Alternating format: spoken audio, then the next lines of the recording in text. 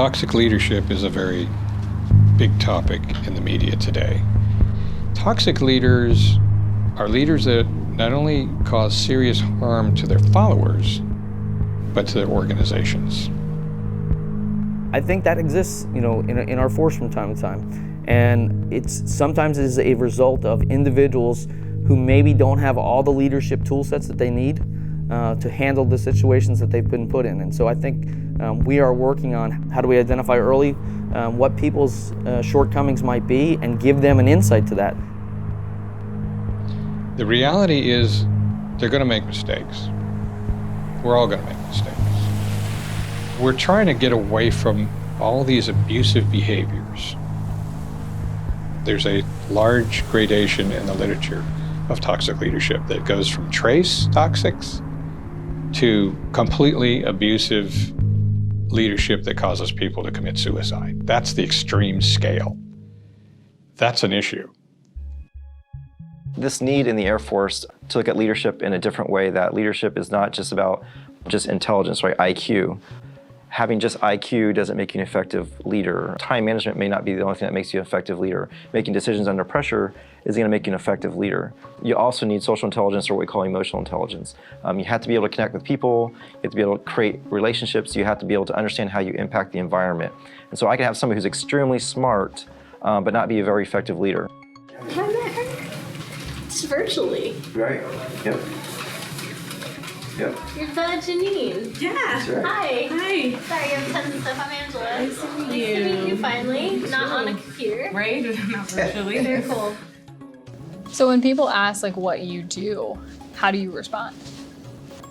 It's so difficult. I say I play up to 23 different avatars, 5 at a time, for empathy training and leadership training.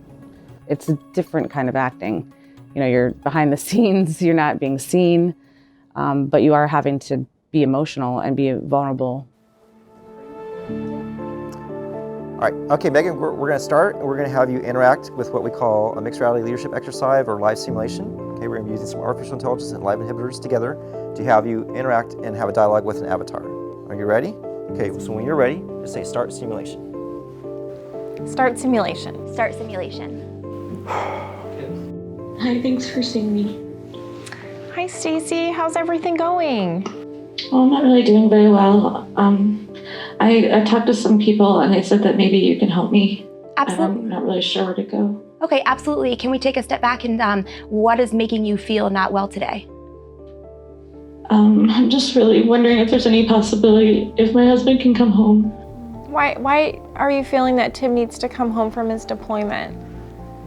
I just feel like he was here for 2 weeks when she was born, when Emma was born, and he's been gone for 2 months, and he's gonna be gone for 4 more months, and I really don't feel like I can do this. Do you feel like the things that are being said have no basis whatsoever, or do you feel like there's anything to what's being said? Well, in terms of my sexuality, I'm gay. I don't announce it to people, and I don't think anyone deserves to be called that name if they're gay or not, though. It doesn't matter. No. No, I can absolutely appreciate that. Pause simulation. Pause simulation, yes. Yep, absolutely. Your job is also to take care. Failing at that, and this is my best friend. I feel like I'm failing at everything. You're not failing at it. Your job also, though, is to take care of Emma and also take care of yourself, though. Like, I thought I was supposed to be a good mom and I would be all maternal. And there's just something in me that just feels really empty. Okay, that's absolutely understandable. Absolutely understandable. I think, can I pause it? Pause. When this avatar pops up on the screen, it's almost cartoonish. And sometimes the lip sync doesn't even match perfectly depending on our connection. But very quickly, when that avatar starts crying and is an emotional being on the other side of that screen, so you're face to face with an avatar that's crying and talking to you just like this because their spouse was deployed or just died, and all of a sudden, the humor, the disbelief, all that is gone. It's been a struggle for me. I came into the Air Force to find a new family in a way. Yeah. I lost mine when I came out. And It just seems like lately people are harsher.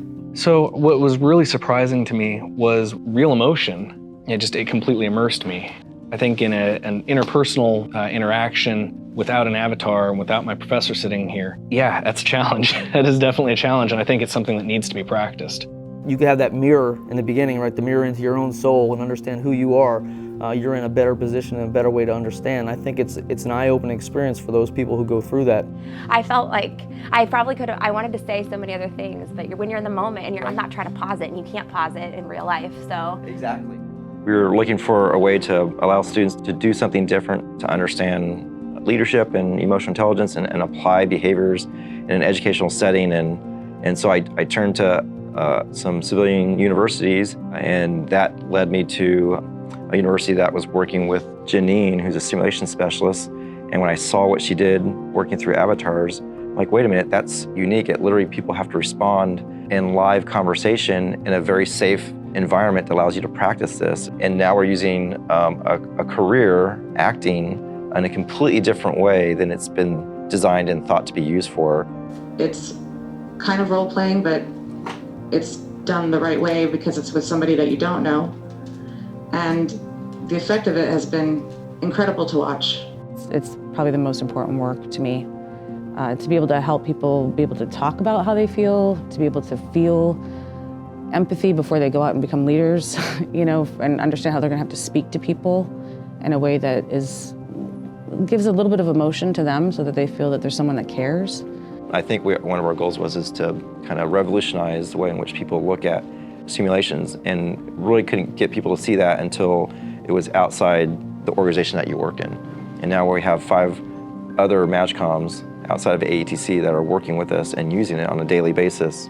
I think now it finally has resonated to the point where I think people can call it innovative because it is now being used in other places.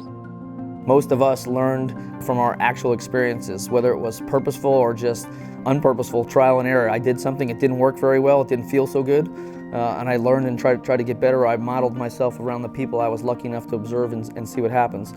I think now we've gotten ourselves where we can have a virtual training gym, if you will, and a place for us to try things and fail and learn about yourself so that you have a much better opportunity to apply that in your interaction, whether as a squadron commander or anything else that you're going to do in a leadership role, knowing what already works and doesn't work for you. It's not your actual squadron commander experience doesn't have to be your trial gym and your training gym. You can already have done that, so it's a really powerful concept. We don't lead airplanes. We don't lead equipment. We lead people.